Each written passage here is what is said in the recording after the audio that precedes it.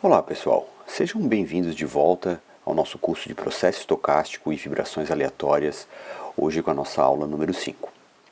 Então, relembrando rapidamente o que a gente viu na aula número 4, a gente começou a discutir processo estocástico especificamente, viu a definição de processo estocástico, discutiu então a distribuição de probabilidade e momentos aplicados a processos estocásticos, a gente discutiu também o conceito de estacionalidade e a gente viu as funções correlação e covariância. A gente dá sequência hoje, então, no conteúdo relativo a processo estocástico, discutindo o item 3.7 do nosso material, onde a gente fala, então, do conceito de ergodicidade e de médias no tempo.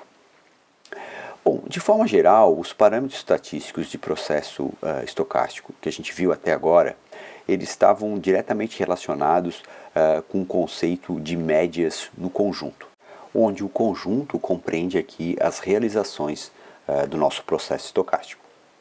Bom, gente, na prática o que acontece é que nem sempre é possível realizar um número suficientemente grande de medições de um processo estocástico, de realizações, para a gente obter uma média com uma boa precisão. E acontece muitas vezes que a gente consegue realizar apenas uma medição. Se pega, por exemplo, um lançamento de um satélite, que é bem específico, você vai conseguir medir durante a realização dele, durante o voo. Bom, o que a gente usa na prática, então, é realizar médias no tempo, para estimar as nossas médias no conjunto, e o erro, a nossa pergunta aqui é qual que é o erro associado a estar fazendo isso. Bom, de uma forma geral, a gente diz que um processo estocástico ele é dito ergódico quando as médias no tempo são iguais às médias no conjunto, ou a gente pode usar elas como uma boa estimativa das nossas médias no conjunto. A ergodicidade ela vai depender de qual parâmetro estatístico a gente está falando. A gente está falando da média, variância e assim por diante. Então eu posso pegar aqui um exemplo de uma realização de um dado processo estocástico, e a partir de uma realização a gente não pode tirar muitas conclusões, mas a gente pode perceber que aparentemente a nossa variância está variando ao longo do tempo. Então se eu pegar e fizer a média aqui, por exemplo, em T1, a média me parece ser igual. E se eu fizer a média no tempo, está todo mundo oscilando em torno de zero e elas são todas parecidas. Mas, como eu estava comentando, a variância ela está variando. Então, a variância em T1 é provavelmente diferente da variância em T2, consequentemente, vão ser diferentes da variância ao longo do tempo, se eu fizer uma média ao longo do tempo. A gente diz também que um processo ergódico ele vai ser necessariamente estacionário, mas um processo estacionário pode não ser ergódico. Esse segundo caso pode não ser muito claro, muito óbvio de a gente estar imaginando, e a forma mais fácil de ver isso acontecer é através de um exemplo. Então, seja um processo ergódico, onde eu represento três realizações dele aqui, x1, x2 e x3. E a gente pode analisar primeiramente dois instantes no tempo, T1 e T2. Então a gente pode notar claramente que se eu fizer a média de cada um do nosso processo estocástico para cada um desses instantes de tempo, elas vão ser aproximadamente iguais, ou seja, a gente vai dizer que ele é estacionário, pelo menos em relação à média, e provavelmente também em relação à variância, a gente avaliar a variância nesses pontos. Mas claramente cada uma das realizações ela vai ter uma média no tempo diferente, ou seja, a gente tem um processo estacionário, mas não ergódico. Bom, gente, no caso de processos ergódicos, com relação à média e à variância, a gente pode definir isso de forma matemática, na forma onde eu tenho o nosso valor esperado, o x de t, que seria o nosso μ de x, nossa média. Isso então é aproximado como sendo o limite de um tesão tendendo ao infinito, de 1 sobre tesão, de 0 a t, x de t dt, ou seja, a gente tem ali a nossa média no tempo, o valor teórico da média, já que a gente faz esse limite com o t tendendo ao infinito. Na prática, em geral, a gente vai trabalhar com uma amostra finita, então nesse caso eu vou chamar de um μx chapéu, onde então eu vou tirar o limite, fica simplesmente 1 sobre t, integral de 0 a t, x de t dt. E no caso de uma amostra finita discreta, que é o que a gente vai ter quando a gente fizer uma medição e digitalizar ela, a gente tem então x barra igual a 1 sobre n somatório de nzinho de 0 até nzão menos 1, x n delta, onde o delta então é o espaçamento no tempo que a gente vai ter entre as amostragens que a gente faz no nosso sinal. Bom, no caso da variância, a gente vai ter então, né, o valor esperado de x menos x de t, né, menos μx ao quadrado, né, ou seja, nosso sigma x quadrado, e a gente vai aproximar isso então, né, como sendo o limite de t tendendo ao infinito, 1 sobre t é integral de 0 a t, x de t menos μx, tudo isso ao quadrado dt. Novamente, se a gente tiver uma amostra finita, que a gente vai ter na prática, né, a gente tem um sigma x chapéu ao quadrado, né, eu tiro o limite e eu tenho então 1 sobre t, integral de 0 a t, x de t menos o μx chapéu, né, para a gente então, quando eu faço a amostra finita eu também vou ter uma amostra finita para calcular a média, né, tudo isso ao quadrado dt.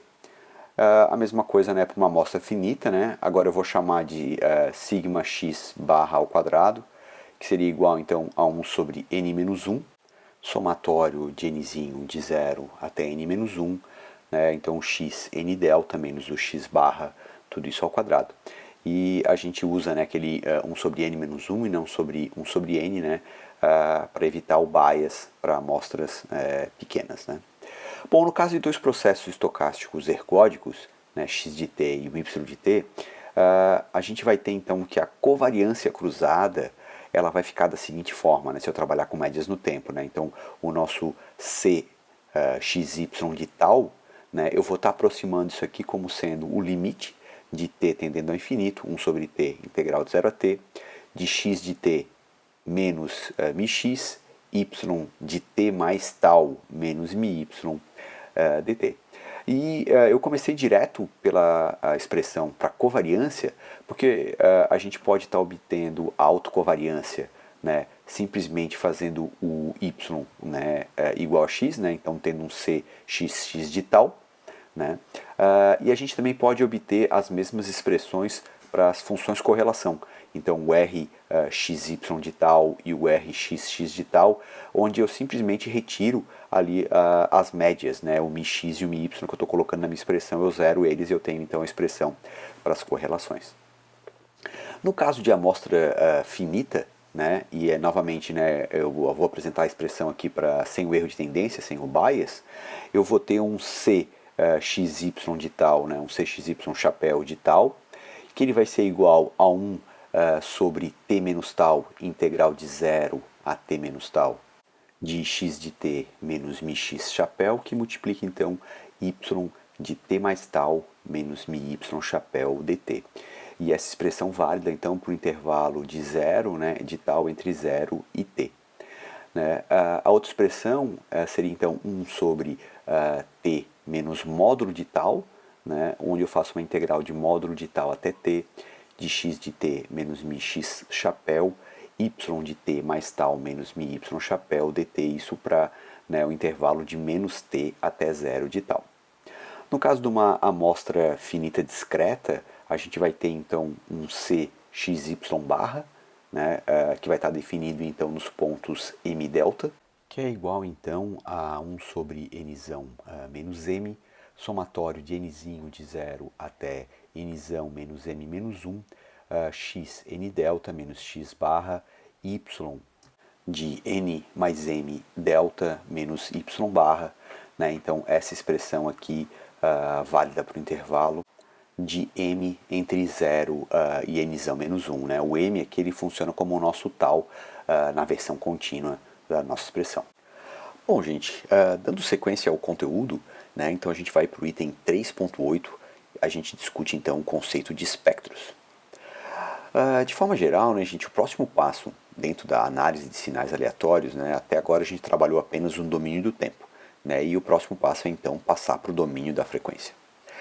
E vai ser a partir então dessa mudança de domínio que a gente vai definir a famosa função densidade espectral, né, ou densidade espectral de potência, né, que vem do termo em inglês Power Spectral Density, a famosa PSD.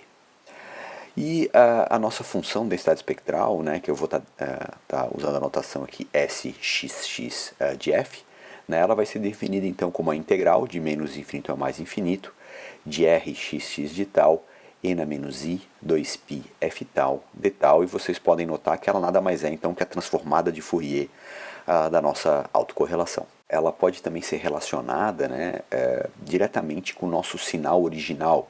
Tá? Essa prova para te chegar que a densidade espectral é a transformada de Fourier da autocorrelação, ela é mais complicada, eu não vou estar mostrando aqui. E também a gente pode mostrar que existe essa relação com o nosso sinal original, que é dado então por Sxx de f é igual ao limite, quando t tende a infinito, do valor esperado, né, do módulo da transformada de Fourier do nosso sinal janelado, que eu vou estar indicando aqui como x de t de f, né, o módulo ao quadrado, tudo isso dividido pelo período t da nossa função original. Então, como eu mencionei, né, o xt de f é a transformada de Fourier do nosso sinal janelado. Tá? Então, é uma relação que em alguns momentos a gente pode também estar utilizando. Bom, gente, como a nossa PSD é a transformada de Fourier da autocorrelação, eu posso recuperar a autocorrelação fazendo a transformada inversa, né? Então, o que eu vou, né, ou seja, né, o Rxx de tal nada mais é que a integral de menos infinito a mais infinito de Sxx de f e na i2π f tal df, né? Simplesmente a definição da transformada inversa de Fourier. Bom, esse par, né, transformada, né, e transformada inversa da autocorrelação e da densidade espectral, a gente acaba achando na literatura com o nome de teorema de Wiener-Khinchin. Tá?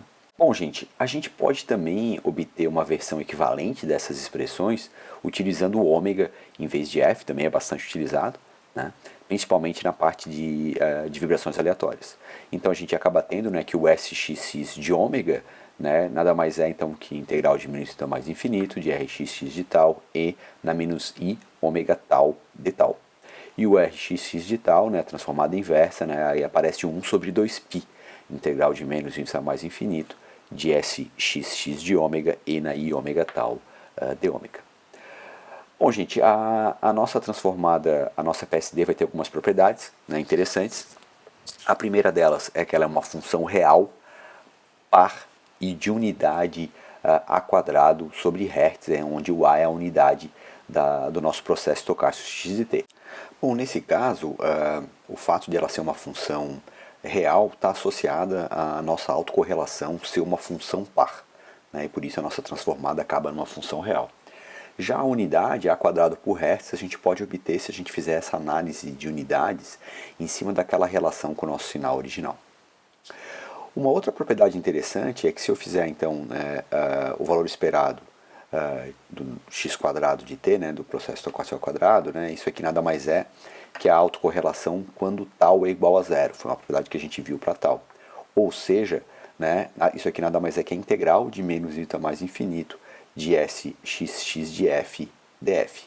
Em outras palavras, né, a integral da PSD está relacionada à energia do nosso sinal, do nosso processo estocástico. Bom, uma outra forma de trabalhar com a PSD é com o que a gente chama de uma PSD monolateral. A gente trabalha só para frequências positivas, né, ou single-sided, do termo em inglês.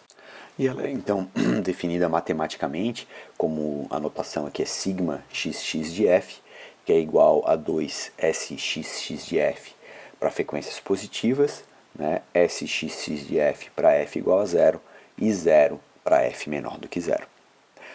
Bom, gente, na sequência a gente pode ver alguns exemplos, né, do uso da PSD para alguns sinais típicos. Né? E a gente pode começar então com o ruído branco. Né? Então a gente viu, quando a gente viu a autocorrelação, né, que a autocorrelação do nosso ruído branco teórico era dado então por um K delta de tal. Né? Ele tinha essa forma de um delta de Dirac.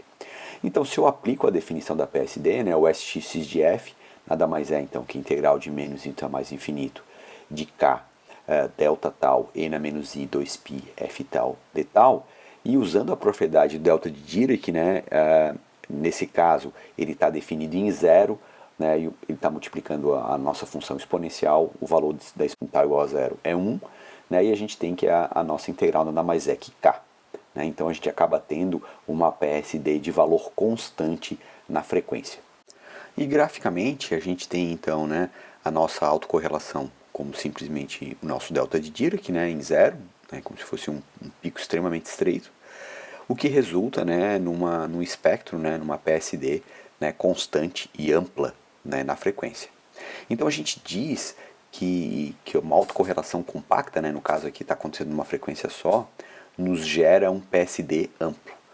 E isso é a base, né, do uso do ruído branco como uma excitação que a gente usa muito na prática, né, em testes de vibrações que a gente quer excitar, né, todas as frequências dentro de uma determinada faixa. Né. É óbvio que a gente não vai ter um ruído branco teórico, a gente vai ver que a gente vai ter, na verdade, o que a gente chama de um ruído branco de banda larga, né, mas que vai excitar uma ampla faixa de frequência. Bom, dando sequência, gente, a gente vê o outro exemplo que seria uma função cuja autocorrelação, né, um processo estocástico autocorrelação que possui um decaimento exponencial. Então, eu posso definir então a nossa autocorrelação aqui, Rx de tal, na forma de um sigma x quadrado e na menos lambda módulo de tal, né, isso aqui para lambda maior que zero. E se a gente levar isso aqui à definição da PSD, a gente acaba obtendo uma PSD na forma de um Sxx de f 2 lambda sigma x quadrado sobre lambda quadrado mais 2 πf ao quadrado. Então, graficamente, a gente tem, né, uma autocorrelação simplesmente decaindo, né, como a gente viu, o que nos gera também uma PSD que também acaba decaindo. E acho que a principal característica aqui é que a gente, como a gente não tem nenhuma oscilação na nossa autocorrelação, a gente acaba com uma densidade espectral, né, um PSD sem nenhum pico específico. O outro caso interessante, gente, é o caso de um processo estocástico que possui uma autocorrelação senoidal. Né? Então a gente viu um exemplo, né, antes, né, em que a gente tinha, por exemplo, o Rx de tal na forma de um a quadrado sobre 2 que multiplica cosseno de 2π f0 tal. Né? E que graficamente, né, vai ser simplesmente um cosseno, né, aqui de amplitude a quadrado sobre 2 e com um período, né, 1 sobre f0. Né? Então, se a gente aplicar a definição, né, da PSD, ou seja, fazer a transformada de Fourier dessa função, a gente pode mostrar que matematicamente isso aqui vai ficar na forma de um Sxx de f, né, igual a quadrado sobre 4 delta de f menos f0 mais a quadrado sobre 4 delta de f mais f0. Ou seja, eu acabo com dois deltas de Dirac, um em f0 e um outro em menos f0. Né? E a gente vai ter que usar a definição aqui, uma das propriedades de delta de Dirac para chegar nessa expressão. O que já era esperado, né? Eu tenho uma função que é uma oscilação numa frequência específica, então eu acabo tendo uma PSD também só naquela frequência e na sua frequência negativa, porque ela tem que ser uma função par.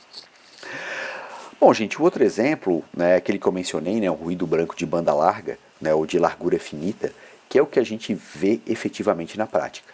Então, o que a gente quer aqui é o contrário, né? Então, eu vou definir a nossa densidade espectral na forma de Sxx de f igual a A, né, dentro de uma determinada faixa, né, que eu vou definir aqui como módulo de f menor ou igual a b, e zero fora dessa faixa. Então, graficamente, né, eu tenho zero em todos os pontos, menos nesse intervalo de menos b até b.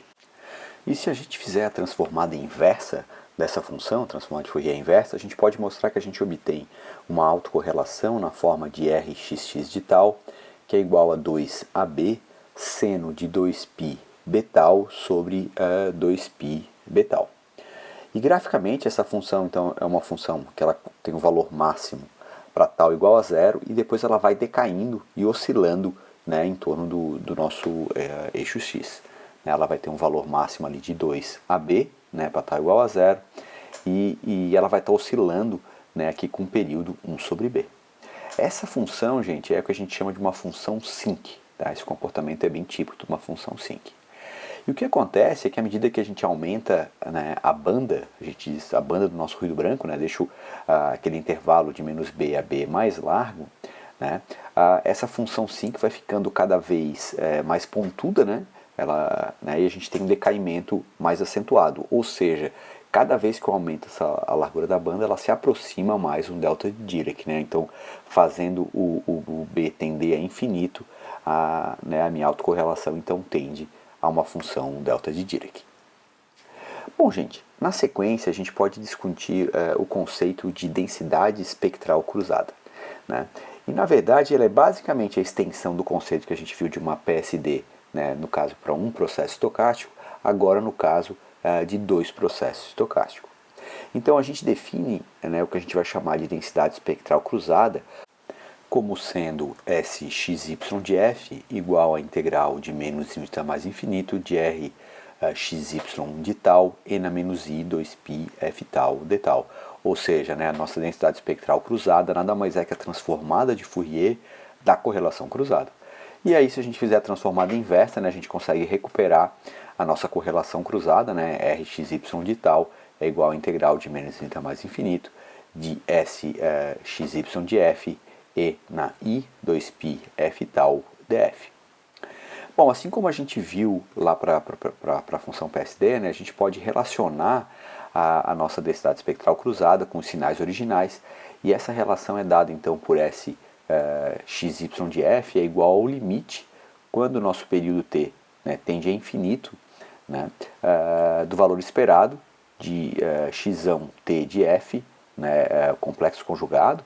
O x aqui então seria a transformada de Fourier do nosso processo estocástico x janelado, que multiplica y, né, t de f, que seria a transformada de Fourier do y janelado, tudo isso dividido pelo período. Bom, quais seriam então as propriedades da densidade espectral cruzada, né, gente? A primeira característica importante, diferente da PSD, é que a nossa densidade espectral cruzada ela representa uma função complexa. E isso acontece porque a correlação cruzada não é mais uma função par. Consequentemente, eu vou poder escrever a nossa densidade espectral cruzada, né, o Sxy de f, como sendo o módulo de Sxy de f, que multiplica uma exponencial, né, e na i θf, né, ou seja, né, eu vou ter uma fase, né, que seria então o atraso, né, entre as componentes do meu sinal, e um módulo, né, que mede então a correlação entre as componentes de cada sinal em uma determinada frequência, né? Então, entre a componente do meu sinal y e do meu sinal x naquela frequência específica. Uma outra característica importante da densidade espectral cruzada é que se eu usar a nossa correlação cruzada yx em vez do xy, né, eu vou ter uma densidade espectral cruzada SYX de f, e a gente pode provar que ela nada mais é que o complexo conjugado de SXY de f.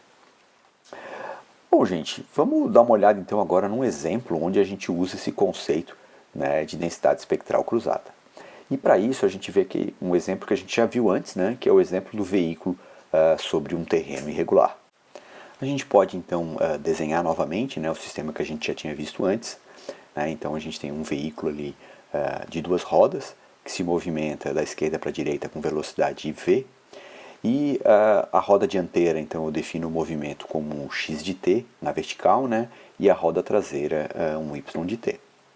Então, cada um deles vai representar um processo estocástico, né? O movimento vertical de cada uma das rodas. E a gente viu que a gente obtém uma correlação cruzada, né? Um rxy de tal, como sendo o nosso rxx, né, de tal, né, com atraso de menos delta. Onde esse delta é exatamente o tempo, né, que a roda traseira demora para chegar no mesmo ponto onde estava a roda dianteira. Né? Isso aqui então é um delta igual a L sobre V. Então, se a gente aplica a definição de densidade espectral cruzada, né, eu simplesmente vou fazer a transformada de Fourier, né, o fato de eu ter esse atraso de menos delta, né, eu consigo mostrar que vai aparecer simplesmente uma exponencial, não é? Ou seja, o nosso Sxy de f nada mais é que Sxx de f multiplicado por um e na menos i 2π f delta. Né? Ou seja, né, o fato de eu estar trabalhando com a densidade espectral cruzada, eu simplesmente, né, tenho uma mudança de fase, a magnitude da minha função é exatamente a mesma. A gente diz que esse tipo de problema ele é considerado um sistema de atraso puro. Né? Então eu simplesmente, né, tenho uma mudança de fase, só a fase é afetada. Né? Então se a gente fizer, né, a derivada da fase em relação à ômega, a gente diz, né, que isso é um valor constante, né? E no caso do menos, essa derivada, isso é exatamente o valor de delta. E a gente vai ver também mais para frente que a gente pode estimar esse atraso e, consequentemente, por exemplo, o tamanho do nosso veículo, né, a partir da FRF. A gente vai ver que a gente consegue obter a FRF do sistema fazendo a razão entre S XY de F e SXX de F. A gente vê isso no próximo capítulo, que para esse sistema nada mais é então que E na menos 2π F delta, né? Então consigo estimar o atraso diretamente a partir da FRF. Bom, gente, com isso a gente fecha o capítulo 3 e a ideia agora é estar usando esses conceitos no próximo capítulo, né, para a parte, para calcular a resposta, né, de um sistema à estação qualquer e depois no capítulo seguinte usar isso para identificação de sistemas. Até a próxima aula.